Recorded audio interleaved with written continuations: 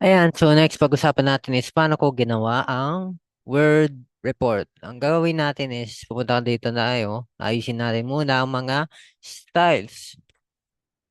Kaya yun dito, kailangan yung cover page natin ito, naka-title. Kaya, and then next is yung middle natin.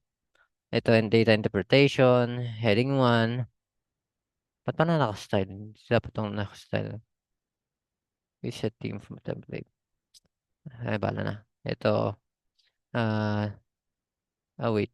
Ito, naka-heading 1. Oops, nakasama ko yung nasa taas. Hindi dapat yung naka-heading 1. Yan. Data interpretation, reflection, and hyperlink. Dito, nakabase tayo sa format. Cover page, data interpretation, kung paano natin in-interpret or na-explain ang ating uh, Excel, yung data mismo. Tapos reflection is in-explain kung paano nakatulong ang mga Excel functions sa pag-organize, pag-decision ng mas mabilis. And ano man na yun. Next ginawa ko is pinakita to, tapos section break na natin para mahiwalay na yung mga contents. Layout, next page, tapos next page ko ulit. Kasi yan ko lalagay yung table of contents. Tapos yan, next page, tapos to, wait, dito na lang. Section break. Oh, wait, na section break ko na ba to? Ito, wala pa tong section break. No, what? Section break. Oh, meron na to. Tapos section, okay, tama na. Ayan, tapos tanggal mo to. After ng section break, ang gagawin natin is, ito na yung ating, ayusin natin to. Na naka-indent. Table of contents, lagay tayo, right click. Ay, di, pindot nyo lang. Insert, no, reference pala. Table of contents, automatic. Ayan. Next naman is, yung ating teams muna. Damas tayo, tas yung dati na pinipili natin, minimalist. Okay. Next naman is, hyperlink. Paano tayo lalagyan ng hyperlink? I-highlight mo to, insert ka, link. Tas yung mismong ating dataset na andito lang yan. Wait lang. Sa downloads. Madami lang ako downloads.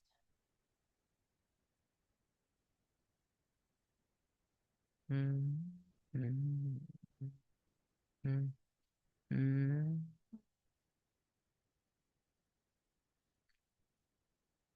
Where is Excel? Dami lang talaga ako nito. Yun. Wait lang.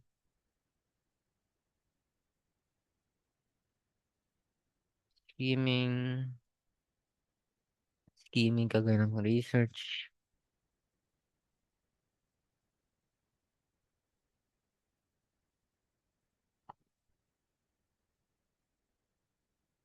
No, wala dito. Ano yan? Um, where the fuck is it? Nawala yung Excel.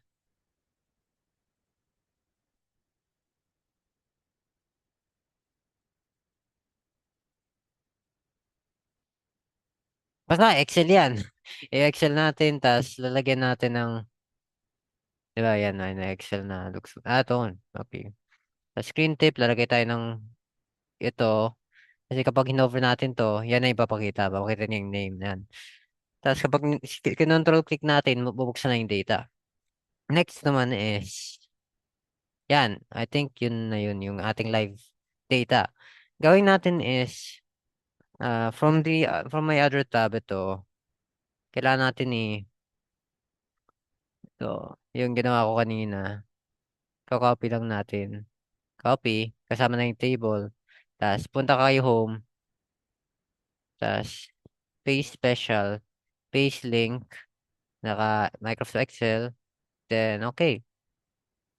Ito na yung live data mo. I don't know why, pero nandito siya. Motherfucker, get over here. Pero sige, yan na yan. Tapos kapag in-edit ko, kunwari, in-edit ko siya. Ito, count of students. Oops. Hoy, tago mo nga. Count of students, ginawa ko siyang count of estudyante. Ganyan. Tapos, ito, kapag in-update natin to, ano nangyayari? Live data. Tapos, balik natin para count of students. Yan, tapos, update link. Yan. And yung ito, based on the data, the completed spreadsheet contains student records from three different sections, which nabanggit dito, ASH 1, P1, and STEM 1. Base sa ating pivot table, yung ASH 1 and hindi, BE 1 ay may three, they both have three students, which is the highest compared to STEM 1 na may two lang.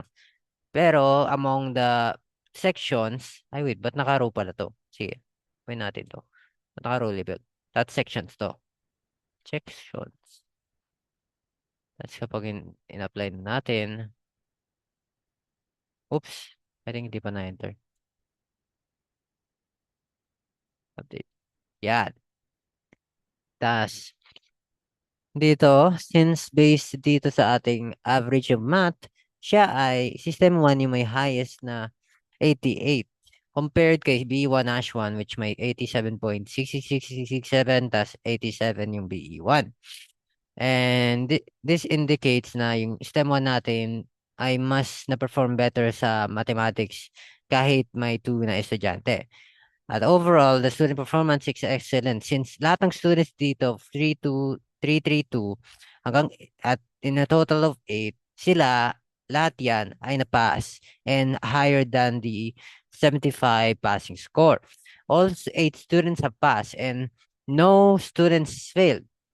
And based on the results, it suggests or recommends that the class perform consistently well across all subjects.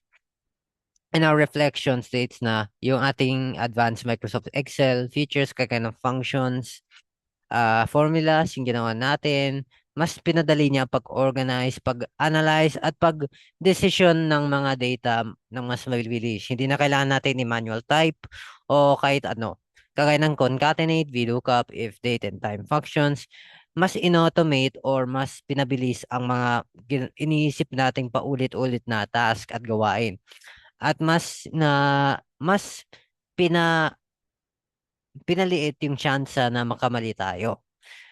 At yung conditional formatting and data validation, yun, mas pinaiksi rin yung pagkamali kasi siya ay tinatanggi niya yung maling types kagaya ng maling paglagay ng ah, wording sa isang column or sa isang row or yung mga type of numbers or limit of numbers kagaya ng 30 to 1 bawal ka maglagay ng -1 or 0 or above 30. Conditional formatting, mas tinutulong tayo na makita yung mga nangailangan data na kunwari, yung mga pass. Makita natin agad if pass siya based on the color of the cell. And yung lastly is the pivot table. Mas tinutulungan tayo mag-interpret at makita yung overall uh, overall nangyari sa data ng mga estudyante. Mas lalaman natin kung ano ang conclusion, ano yung resulta ng mga academics nila, and yun know, hyperlink. Yes, I think self-explanatory. Pwede natin i-control click para makita nating dataset. Tayo mag-control click yan. Yan lang.